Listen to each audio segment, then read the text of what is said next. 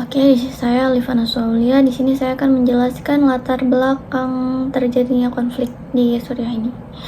Jadi, setelah berakhirnya Perang Dingin, dunia mengalami perubahan besar dalam tatanan globalnya. Sebelumnya, dunia didominasi oleh salah satu kekuatan besar, yaitu Amerika Serikat. Namun, kini kita hidup di dalam sistem multipolar, di mana banyak negara kuat seperti Cina, Rusia, Iran, dan negara-negara Teluk juga ikut memainkan peran penting dalam urusan internasional. Perubahan ini secara langsung maupun tidak langsung berdampak pada berbagai konflik yang terjadi, termasuk di kawasan Timur Tengah. Salah satu contohnya adalah krisis yang terjadi di Suriah sejak tahun 2011.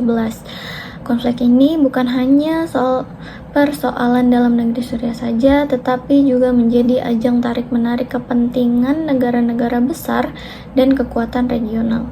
Banyaknya aktor yang terlibat juga membuat konflik ini semakin kompleks dan sulit diselesaikan. Awal mula krisis Suriah ini sebenarnya dimulai dari protes kecil, yaitu ketika sekelompok remaja di kota Dara ditangkap karena membuat grafiti anti pemerintah. Peristiwa ini memicu kemarahan warga yang kemudian meluas menjadi demonstrasi di berbagai kota. Namun, bukannya berdialog, pemerintah justru merespon dengan tindakan kekerasan. Hal ini yang membuat situasi semakin memburuk dan akhirnya berkembang menjadi perang saudara yang berkepanjangan. Kini, lebih dari 14 tahun setelah konflik dimulai, Suriah masih berada dalam kondisi yang sangat memprihatinkan. Lebih dari 14 juta warga Suriah telah meninggalkan rumah mereka, sebanyak 4, juta di antaranya masih mengungsi di dalam negeri dengan kondisi yang tidak layak. Bahkan lebih dari 90% penduduk hidup di bawah garis kemiskinan dan 70% sangat bergantung pada bantuan kemanusiaan. Akibat konflik ini, banyak warga kehilangan mata pencahariannya, seperti kehilangan akses terhadap layanan dasar seperti air bersih, listrik, makanan, dan juga obat-obatan. Mereka juga menghadapi resiko tinggi seperti pekerja anak, pernikahan dini, kekerasan berbasis gender, dan bentuk-bentuk eksploitasi lainnya. Dengan kata lain, krisis ini tidak hanya menyebabkan kerusakan fisik, tetapi juga kerusakan sosial yang sangat dalam. Gelombang besar pengungsi Suriah kemudian tersebar ke berbagai negara, terutama negara-negara tetangga seperti Turki, Yordania, dan juga Mesir. Sebagian bahkan mencoba melintasi Laut Tengah ke Eropa dengan resiko yang sangat tinggi. Perpindahan ini disebut sebagai migrasi paksa karena mereka tidak punya pilihan selain demi menyelamatkan diri dan keluarga mereka. Krisis pengungsi Suriah ini menjadi salah satu tragedi kemanusiaan terbesar di abad 21, dan ini bukan hanya masalah lokal atau regional, tetapi juga berdampak pada global.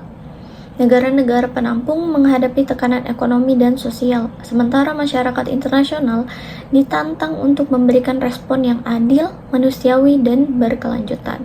Oleh karena itu, penting bagi kita untuk membahas krisis ini secara lebih dalam. Dalam pembahasan ini, kita akan melihat bagaimana krisis ini bermula, siapa saja yang terlibat, dan apa dampak yang ditimbulkan, serta bagaimana dunia merespon situasi ini. Tujuan dari pembahasan ini bukan hanya untuk memahami kompleksitas masalah, tetapi juga untuk menumbuhkan empati dan kepedulian sebagai bagian dari nilai-nilai Islam seperti ukhuwah Ihsaniyah, persaudaraan kemanusiaan, amanah terhadap sesama, serta perintah untuk menolong orang-orang yang tertindas sebagaimana yang diajarkan dalam Al-Quran dan hadis. Terima kasih. Perkenalkan, nama saya Anissa Sulahan Nurrohim dengan akhiran NIM 316. Maqasid al-syariah seperti yang kita ketahui adalah tujuan utama dari syariat Islam yang dirumuskan untuk mencapai kemaslahatan umat dan mencegah kerusakan dalam kehidupan dunia dan akhirat. Krisis pengungsi Suriah yang berlangsung sejak pecahnya perang sipil pada tahun 2011 hingga saat ini yang mengakibatkan jutaan warga Suriah terpaksa meninggalkan rumah mereka menjadikan sebuah masalah besar karena melanggar tujuan utama dari Maqasid al-Syariah, yaitu 5 prinsip dasar pelindungan. Yang pertama, Hifz al-Din, yang merupakan salah satu 5 tujuan utama Maqasid al-Syariah yang menekankan perlindungan dan pemeliharaan agama Islam.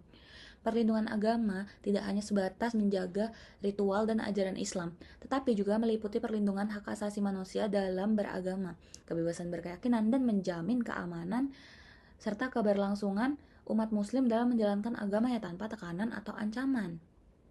Sejak pecahnya perang sipil di Suriah tahun 2011, jutaan warga Suriah menjadi pengungsi, baik di dalam negeri maupun di negara-negara tetangga. Konflik yang berkepanjangan ini yang mengakibatkan kerusakan besar sehingga menimbulkan ancaman serius terhadap keselamatan jiwa dan kebebasan beragama masyarakat Suriah yang mayoritas umat muslim. Selain itu juga mengganggu atau mengancam keselamatan jiwa dan juga kebebasan beragama minoritas dari agama lainnya. Yang kedua yaitu Hifz al-Nafs atau perlindungan jiwa, yang merupakan salah satu tujuan utama Maqasid al-Syariah, di mana menegaskan pentingnya menjaga keselamatan dan keberlangsungan hidup manusia, di mana itu tuh mencegah segala bentuk bahaya yang mengancam jiwa dan juga kehormatan. Kehormatan di sini dijelaskan pada orang-orang yang dijelaskan pada Hifz al-Nafs, yaitu menjaga diri dari tindakan yang melanggar norma seperti membunuh orang yang tidak berdosa, merampas hak orang lain, dan melakukan tindak kekerasan yang tidak perlu, serta menjaga dirinya sendiri dari perilaku yang batil atau perbuatan yang tidak layak.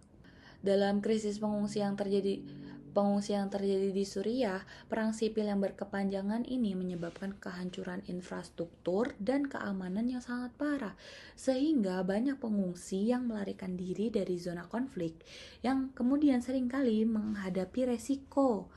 Meskipun mereka keluar dari zona konflik, mereka menghadapi resiko seperti kekerasan fisik, baik dari operasi militer, serangan udara, maupun konflik antar kelompok bersenjata. Saya Reski Amalia Ramadhani dengan NIM 165. Di sini saya akan menjelaskan poin ketiga, yaitu hifz al-aqli, yang memiliki arti menjaga akal atau pikiran. Bentuk penjagaan terhadap akal atau pikiran manusia ini dengan terus mengembangkan pikiran yang berbasis pada pendekatan rasional dan ilmu pengetahuan. Salah satunya adalah melalui pendidikan. Namun prinsip ini sulit diterapkan akibat konflik yang berlangsung di Suriah menimbulkan dampak yang buruk pada sektor pendidikan. Terdapat lebih dari 7.000 sekolah hancur akibat serangan dan diperkirakan sekitar 2 juta anak putus sekolah dan lainnya kesulitan dalam mengakses pendidikan akibat konektivitas yang buruk. Konflik yang berkepanjangan ini menghambat pengembangan terhadap akal dan pikiran manusia dalam jangka panjang, akibat proses belajar yang tertunda karena infrastruktur yang hancur serta sulit mengakses pendidikan. Berikutnya ada hifz al-nasl, berarti menjaga keturunan atau keberlangsungan generasi guna memastikan kelangsungan hidup manusia serta menjaga stabilitas sosial. Namun prinsip ini sulit diterapkan akibat perang yang terus-menerus terjadi sehingga mengakibatkan tingginya tingkat kematian. Hal tersebut menjadi sangat krusial karena kekacauan yang terjadi menyebabkan hilangnya nyawa serta dapat merusak silsilah keturunan. Konflik berkepanjangan juga menyebabkan banyak anak terpisah dari orang tua mereka. Beberapa orang tua meninggalkan anak-anaknya untuk mencari pekerjaan atau bermigrasi ke Eropa, sementara sebagian lainnya terpaksa hidup terpisah karena kondisi konflik. Situasi ini mencerminkan kegagalan dalam menerapkan prinsip hifz al-nasl karena keturunan dan generasi muda tidak terlindungi dari keterpisahan dan ketidakstabilan keluarga. Kemudian pada poin kelima ada hifz al-mal, adalah penjagaan terhadap harta atau perlindungan terhadap harta. Konsep ini bertujuan untuk memastikan bahwa harta diperoleh dengan halal dan produktif tanpa merugikan orang lain seperti korupsi, perampasan, pencurian, eksploitasi. Konflik yang berlangsung melemahkan legitimasi negara sehingga terjadinya eksploitasi ekonomi yang menguntungkan beberapa pihak saja. Tidak hanya itu, korupsi di Suriah juga termasuk korupsi yang terbilang besar. Hal ini menentang konsep dari hifz al-mal karena kekayaan yang diperoleh melalui eksploitasi ekonomi dan korupsi yang jelas-jelas melanggar syariat Islam. Saya Rana Nurul Anissa dengan akhiran NIM 209 yang akan menjelaskan mengenai akar permasalahan dari krisis pengungsi di Suriah ini. Jadi, krisis pengungsi di Suriah ini tidak hanya semata-mata karena adanya perbedaan mazhab keagamaan saja, tetapi juga berakar pada konflik politik dan juga ekonomi yang diperkeruh dengan adanya intervensi dari negara-negara pendukung oposisi hingga membuat situasi keamanan menjadi tidak aman dan juga adanya serangan bersenjata dan blokade ekonomi. Lalu konflik ini kemudian berkembang menjadi perang saudara yang melibatkan berbagai aktor domestik dan juga intervensi asing sehingga menyebabkan kerusakan besar pada infrastruktur ekonomi dan kehidupan sosial rakyat di Suriah. Dari perspektif politik Islam global, krisis ini menunjukkan kegagalan negara-negara muslim dan juga komunitas internasional dalam menjalankan tanggung jawab moral dan juga politiknya untuk melindungi hak-hak pengungsi sebagai bagian dari umat manusia yang memiliki hak dan martabat yang setara. Juga solidaritas Islam yang seharusnya menjadi landasan perlindungan terhadap sesama muslim dan juga manusia secara universal belum terwujud secara optimal. Oke, selanjutnya solusi krisis pengungsian pasca konflik Suriah yang berpanjangan sejak 2011 ini merupakan tragedi atau fenomena kemanusiaan terbesar di abad ke-21. Dalam jangka panjang, Suriah membutuhkan pembangunan infrastruktur yang didukung langsung oleh dukungan internasional. Negara-negara donor dan organisasi internasional perlu mendukung program repatriasi sukarela dengan menjamin keamanan, perlindungan hukum, dan fasilitas dasar bagi para pengungsi yang kembali ke Suriah, dan jaminan paksa atas dasar keamanan harus dihindari terlebih dahulu. Selanjutnya kesimpulan, krisis pengungsi Suriah merupakan salah satu tragedi kemanusiaan terbesar pada abad ke-21 yang terjadi pada konflik sipil berkepanjangan sejak tahun 2011. Meskipun intensitas pertempuran telah menurun, dampak yang terjadi masih sangat dirasakan oleh warga Suriah yang terpaksa mengungsi, baik di dalam negeri maupun di luar negeri. Masalah yang terjadi juga berdampak pada krisis politik, ekonomi, dan sosial yang memerlukan solusi komprehensif dan berkelanjutan. Keberhasilan dalam menyelesaikan krisis pengungsi Suriah sangat bergantung pada komitmen politik global, kolaborasi antar negara, serta dukungan kepada rekonstruksi dan pemulihan.